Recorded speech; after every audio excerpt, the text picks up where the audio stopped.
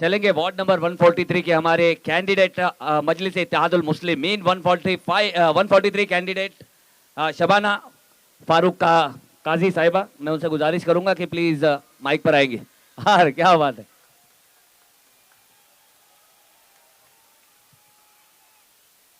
बिस्मिल्लाहिर्रहमानिर्रहीम। इस स्टेज पर तशरीफ़ फरमा हबीब मिल्लत अकबरुद्दीन ओवैसी साहब, हैदराबाद के अहमद बलाला साहब और हमारे यहाँ पर आए हुए तमाम पार्टी के ज़िम्मेदारान और मेरे अज़ीज़ भाइयों और बहनों, अस्सलामु अलैकुम। आज मैं आपके सामने किसी डर के साथ नहीं, किसी लालच के साथ नहीं, बल्कि सच, हिम्मत और खिदमत के जज्बे के साथ खड़ी हूँ। आज मैं आपके सामने उम्मीद, खुलूस और ज़िम्मेदारी के एहसास के साथ खड़ी हूँ। मैं यहाँ पर सिर्फ़ एक उम्मीदवार बनकर नहीं आई हूँ, बल्कि आप ही की तरह एक आम इंसान बनकर आई हूँ। मैं जानती हूँ आपके मन में कई सवाल होंगे ना। कौन है जो हमारे लिए सच में काम करेगा? मैं आपसे वादा नहीं, भरोसा मांगने आई हूँ। मैं सियासत को कुर्सी और ताकत नहीं समझती, मैं उसे अमानत समझती हूँ। और अमानत में खयानत करने वाला ना कौम का होता है, ना अल्लाह का।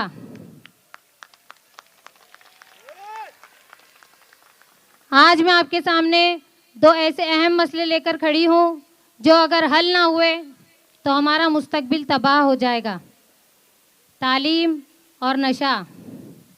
ज़रा सोचिए, जिस कौम के हाथ में किताब ना हो उसके हाथ में जंजीर आ जाती है। तालीम वो ताकत है जो झोपड़ी से भी तक पहुंचा देती है। मगर आज हमारा दर्द ये है कि हमारे बच्चे स्कूल जाने की बजाय गलियों में भटक रहे हैं। हमारे नौजवान नशे की दलदल में धंसते जा रहे हैं। तालीम सिर्फ नौकरी का ज़रिया नहीं है, तालीम इज़्ज़त है, शऊर है, सही रास्ता दिखाती है। अगर आज हमने तालीम पर तवज्जो न दी तो हमारे आने वाली नस्ल हमें माफ़ नहीं करेगी। आज मैं आपके सामने मेरे नौजवानों से ये कहना चाहती हूँ कि मैं तुम्हें नशे में नहीं, तालीम और रोज़गार में देखना चाहती हूँ। मैं तुम्हें बोझ नहीं, कौम की ताकत बनाना चाहती हूँ। मैं आपसे पूछती हूँ, क्या यही मुस्तकबिल हम चाहते हैं? क्या हम अपने बच्चों को नशे के हवाले कर दें? नशा सिर्फ एक नौजवान को नहीं मारता, नशा एक माँ की नींद छीन लेता है, नशा एक बाप की मेहनत चला देता है, नशा एक घर को बर्बाद कर देता है। आज मैं आपसे खुलकर कहना चाहती हूँ कि अगर आपने मुझे मौका दिया तो मैं नशे के खिलाफ सिर्फ तकरीर नहीं करूँगी, मैं मैदान में उतर कर लड़ूंगी। मैं आप ही के गांव की बेटी हूँ, आपके बीच में रहकर ये काम करूँगी। मैं आपसे बड़े बड़े दावे नहीं करती, पर ये यकीन ज़रूर दिलाती हूँ कि मैं आपको सुनूंगी, आपकी आवाज़ बनूंगी और आपके हक के लिए हर सही दरवाज़ा खटखटाऊंगी। लाइट, पानी, सड़क, गटर, ये सारे मसले तो आते जाते रहेंगे, पर असल जंग है तालीम, हॉस्पिटल और नशे के खिलाफ। बीएमसी हॉस्पिटल में हमारी माएँ बहनें घंटों लाइन लगाकर खड़ी रहती है। लेडीज़ डॉक्टर नहीं मिलती, पेशेंट पर ध्यान नहीं दिया जाता, हमारी माँ बहनें तड़पती रहती है। ये नाइंसाफ़ी है। इलाज किसी का एहसान नहीं है, ये हर शहरी का हक है। जब तक मेरी माँ बहनों को इज्जत के साथ इलाज नहीं मिलेगा, मैं खामोश नहीं बैठूंगी। और एक और अहम बात मैं आपसे कहना चाहती हूँ, वो है हमारे बुज़ुर्गों और बच्चों के लिए गार्डन होना चाहिए, जहाँ हमारे बुज़ुर्ग 2 लम्हे सुकून के जाकर गुजार सके, जहाँ हमारे बच्चे मोबाइल और गलियों से निकलकर खुली हवा में खेल सके, सेहतमंद बन सके, जहाँ हमारी औरतें सुबह शाम सेहत के लिए वॉकिंग करने जा सके। आज हमारे इलाके में ऐसा कोई महफूज गार्डन नहीं है जहाँ हम इत्मीनान से जा सके, अपने बच्चों को भेज सके। अगर आप हमें जिताते हैं तो मैं वादा करती हूँ हम गार्डन के लिए एक मजबूत मांग रखेंगे इंशाअल्लाह। अगर आप लोग हमें जिताते हैं, आप लोग हमें अपना कीमती वोट देते हैं, तो मैं वादा करती हूँ हम मिलकर चिता कैंप में एक नया इनकलाब लाएंगे इंशाअल्लाह। आप लोग तालीम के हक में वोट दीजिए, नशे के खिलाफ वोट दीजिए, अपने मजलिस को जिताने के लिए वोट दीजिए, अपने बच्चों के रोशन मुस्तकबिल के लिए वोट दीजिए।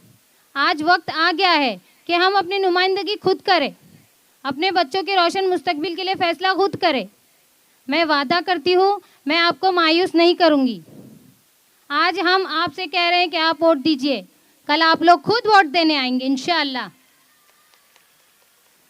अल्लाह हम सब का हामी और नासिर हो, हम सबको सही फैसला करने की तौफीक दे, आमीन। अस्सलामु अलैकुम।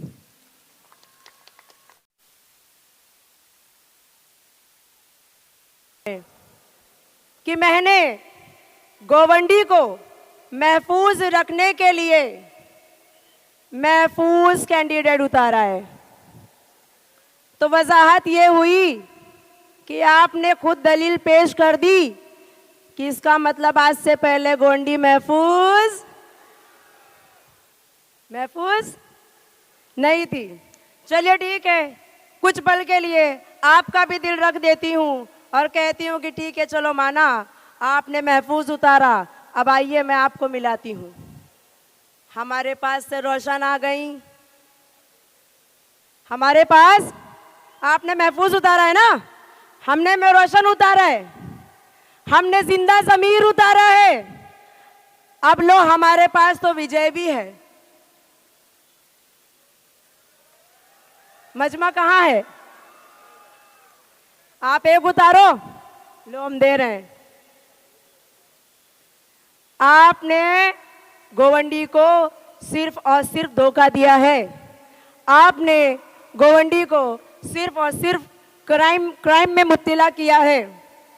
कुछ दिन पहले आपने आवाम जो गोवंडी की रहने वाली है उनके लिए एक शो लगाया था कि टैलेंट दिखाने के लिए। तो मैं ये पूछती और बताती चलूं, क्या वो टैलेंट आपका दिया हुआ था गोवंडी की आवाम में, या वो खुद का अपना टैलेंट था? आप अपने कारनामे को छुपाने के लिए गोवंडी के आवाम के टैलेंट का फायदा ले रहे हैं। अरे कितना फायदा लेंगे आप, कितना फायदा लेंगे? गोवंडी में जितने भी क्राइम होते हैं वो सब की वजह जो है वो सिर्फ और सिर्फ नशा है। अब एक बात और बताती चलूं आपको कि अबू हाशिम साहब और उनके भाड़े के टट्टू पट्टू कॉर्पोरेटर साहब लोग, आप लोगों को अगर यहाँ पर आप लोग होने के बावजूद भी यहाँ पर नशा आ रहा है और आप चल नहीं रही है, तो आप लोग चल के दिखा दो और ऑल इंडिया मजलिस से इत्तेहादुल मुस्लिमीन सरकार चला के दिखा देगी। बस बातों को ख़त्म करती हूँ। इंशाल्लाह 15 तारीख याद रखना, कोकोनट फोड़ देना, बाकी सबको टाटा बाय बाय बोल देना। साइकिल का ज़माना नहीं रहा, साइकिल का ज़माना नहीं रहा। इंशाल्लाह बस उड़ाएंगे पतंग। बहुत बहुत शुक्रिया आप सभी को मुझे सुनने के लिए। दोस्तों और साथियों, अभी आपके दरमियान में मजलिस की टीम के साथ में कंधे से कंधा मिला के चलने वाली शख्सियत, जब से इलेक्शन डिक्लेयर हुआ उन्होंने अपने काम धंधे को छोड़ के मजलिस की अपने तमाम वक्त को फार्म कर दिया।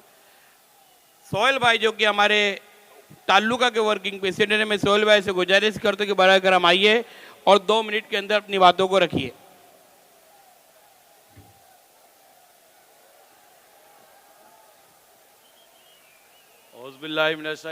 बिस्मिल्लाहिर्रहमानिर्रहीम। स्टेज पे तशरीफ फरमा गोवंडी के dashing leader Maharashtra general secretary Atiq Ahmed Khan साहब, हैदराबाद के मेहमान और तालुका टीम, गोवंडी की जिंदा दिल अवाम, अस्सलाम वालेकुम। जैसे कि आपको बताता चलूँ 15 तारीख को बीएमसी इलेक्शन है। बहुत से लोग आपको गुमराह करने आएंगे। जैसे आपको बताता चलो, समाजवादी पार्टी 20 साल में अभी तक कुछ काम नहीं कर पाया और अभी आज आके बोलेंगे MIM बी टीम है, मगर आज वो खुद समाजवादी पार्टी बीजेपी की बी टीम हो चुकी है। आपको शिवसेना आएगी, राष्ट्रवादी आएगी, कांग्रेस आएगी, आपको सब गुमराह करेगी। आप गुमराह में मत होना।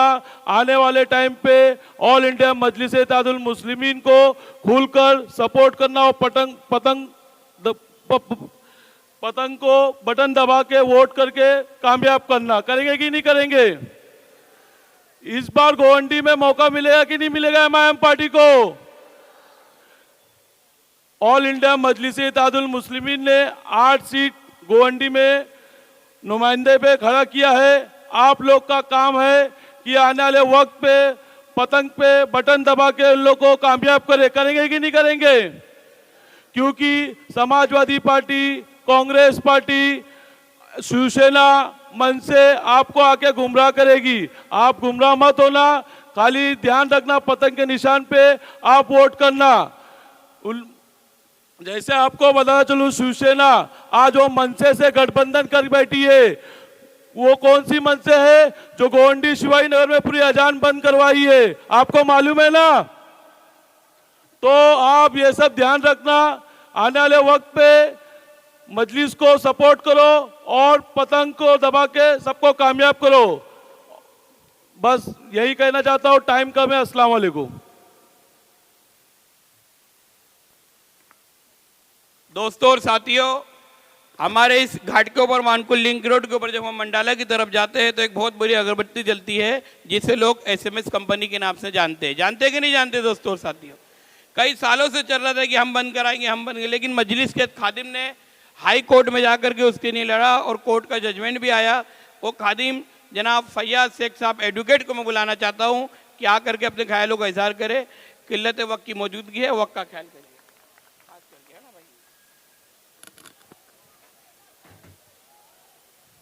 अस्सलाम वालेकुम, जय भीम।